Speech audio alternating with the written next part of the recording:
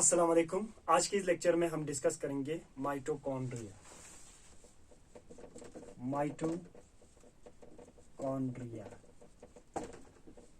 Mitochondria is considered as power house of the cell. Power house of the cell, इसको cell के हम क्या मानते हैं? पावर हाउस मानते हैं। व्हाई? ये जो माइटोकॉन्ड्रिया है ये एरोबिक रेस्पिरेशन में पार्टिसिपेट करते हैं, और एरोबिक रेस्पिरेशन में जब ये पार्टिसिपेट करते हैं तो यहां से ही हमारे क्या बनते हैं? ATP, adenosine triphosphate, which is the energy currency. और इसके बॉन्ड्स के ब्रेक की वजह से एनर्जी निकलते हैं, और इसी एनर्जी को सेल यूज करते हैं for different process like digestion, excretion, circulation. इस तरह के जितने भी जो डैमेज होता है उसको रिपेयर करने के लिए जितना एनर्जी चाहिए, बाय ब्रेकिंग दिस एटीपी वहां से एनर्जी निकलता है। ठीक है। और इस एनर्जी का, एटीपी का जो सोर्स है एनर्जी का, उसका प्रोडक्शन कहाँ पे होता है? माइटोकॉन्ड्रिया। और इसीलिए हम इसको क्या कहते हैं? Power house of the cell कहते हैं।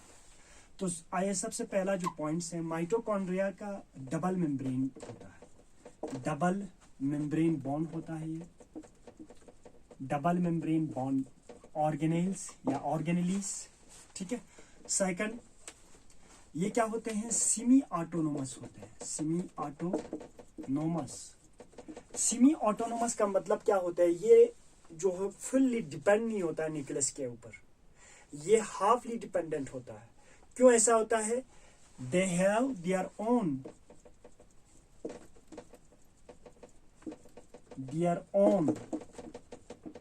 डीएनए, इसका अपना डीएनए होता है, एंड राइबोसोम्स होते हैं। इसीलिए ये कुछ अमाउंट्स में मॉलिक्यूल्स का, लाइक प्रोटीन का सिंथेसिस कर सकते हैं, अपने आप सिंथेसिस कर सकते हैं, लेकिन कुछ प्रोटीन्स के लिए सिंथेसिस के लिए वो न्यूक्लियस के ऊपर डिपेंडेंट रहता है। वो न्यूक्लियस से ट्रांसपोर्ट होता है, न्यूक्लियस में सिंथेसिस होता है, इसके बाद वो वहां पे डिलीवर होते हैं। ठीक है। अब देखो यहाँ पे जो डीएनए मॉलिक्यूल्स होते हैं वो किस तरह के होते हैं? सर्कुलर इन नेचर होता है, सर्कुलर फॉर्म में प्रेजेंस होता है। और यहाँ पे जो राइबोसोम्स होते हैं वो किस तरह के होते हैं? 70S टाइप का होता है। इससे हमें क्या पता चल रहा है? इससे हमें ये पता चलता है कि ये इसका जो फीचर्स है ठीक प्रोकैरियोटिक सेल के जैसा है, क्योंकि आप लोगों ने सुना होगा प्रोकैरियोटिक में डीएनए होता है वो सर्कुलर इन नेचर होते हैं, और यूकैरियोटिक सेल में जो डीएनए होता है वो लीनियर फॉर्म में होता है। और दूसरा, प्रोकैरियोटिक में जो राइबोसोम्स होता है which is mainly responsible for the synthesis of proteins, the process of synthesis of protein is known as translation. वहां पे प्रोकैरियोटिक में 70S होते हैं, लेकिन यूकैरियोटिक में 80S होते हैं। देखो एंडोसिम्बायोटिक थ्योरी, एक थ्योरी ये कहता है कि सपोज यहाँ पे दो इस तरह के प्रोकैरियोटिक सेल था अर्ली कंडीशंस में, at the time of beginning of life या ओरिजिन्स ऑफ लाइफ या इवोल्यूशन के टाइम पे। एक प्रोकैरियोटिक सेल ऑटोट्रोपिक था, दूसरा हेटेरोट्रोपिक था। ऑटोट्रोपिक अपना खाना खुद बना सकता है। कहां से? By the use of light energy, और इस प्रोसेस को हम क्या कहते हैं? फोटोसिंथेसिस। ठीक है। हेटेरोट्रोपिक अपना खाना खुद नहीं बना सकते। तो ये हेटेरोट्रोपिक है। सपोज ये माइटोकॉन्ड्रिया है, ये दूसरा सेल है। अब देखो ये तो एटीपी के जनरेशन कर सकता है, ये एटीपी के जनरेशन नहीं कर सकता, लेकिन ये अपने लिए ग्लूकोज का प्रोडक्शन कर सकता है। अब ग्लूकोज से एनर्जी निकलने के लिए तो एटीपी की जरूरत है। तो उस टाइम पे ये एंटर हो गए इस सेल के अंदर। एंडोसिम्बायोटिक थ्योरी में ये माना जाता है कि माइटोकॉन्ड्रिया जो है अर्ली कंडीशंस में एक प्रोकैरियोटिक सेल था। अब वहां पे कंडीशन फेवरेबल नहीं था, इसीलिए एक दूसरे में क्या हुआ है? मर्ज हुआ है, एक दूसरे में एंटर हुआ है। अब ये यहाँ पे आराम से खाना यहाँ से लेंगे, ग्लूकोज यहाँ से लेंगे, इसका ब्रेक करने के बाद पायरुवेट को माइटोकॉन्ड्रिया के अंदर लेके जाएगा, फिर वहां से एटीपी के जनरेशन करेगा। और इसी थ्योरी को कहते हैं एंडोसिम्बायोटिक थ्योरी। अब हम उसको ज्यादा एक्सप्लेन नहीं करते हैं। ठीक है।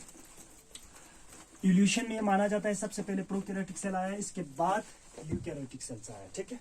इसका अपना डीएनए होता है, अपना राइबोसोम्स होता है, DNA circular, ribosome 70S type का।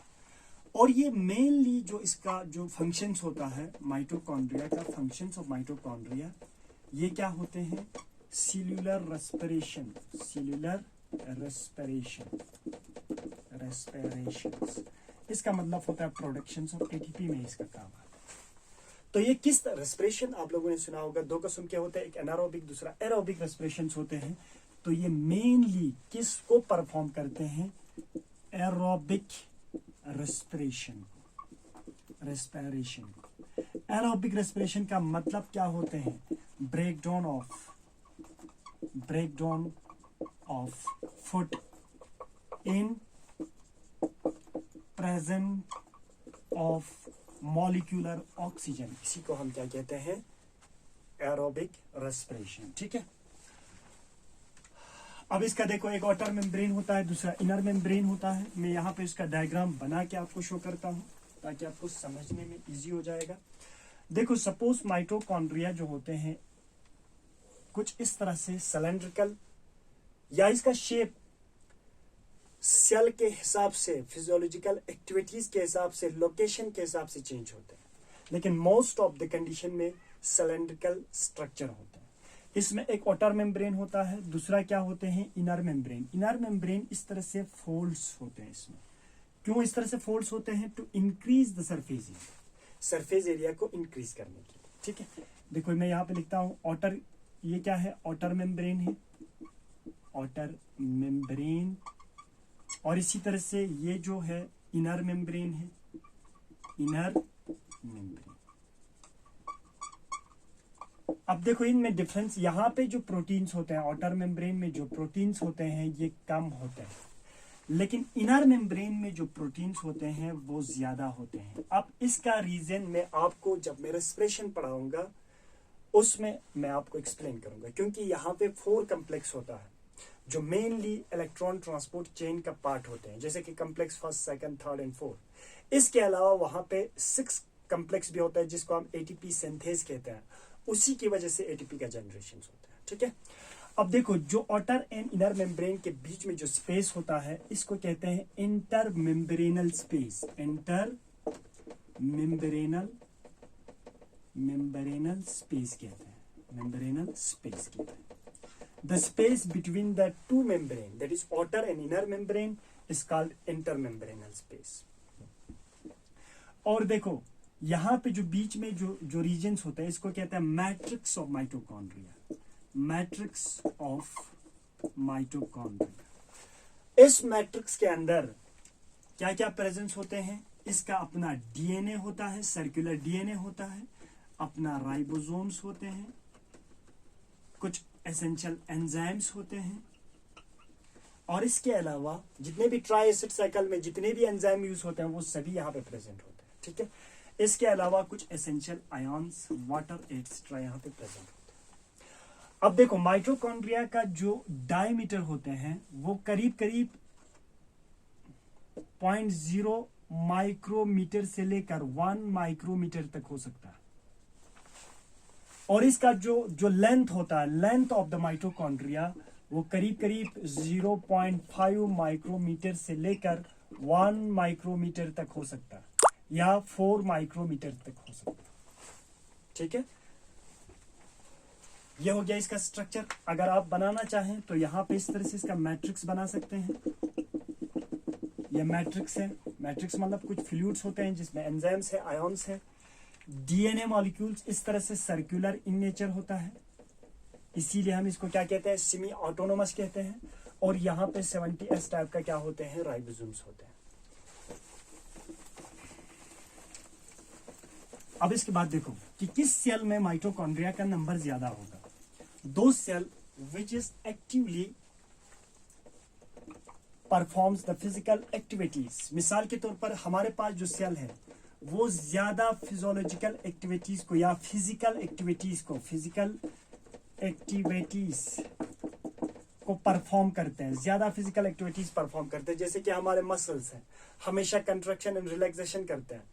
उन सेल में जो ज्यादा एक्टिव होते हैं, ज्यादा फंक्शन को परफॉर्म करते हैं, उसमें माइटोकॉन्ड्रिया का नंबर क्या होते हैं? ज्यादा होते हैं। क्यों? वहां पे एनर्जी के डिमांड ज्यादा होते हैं।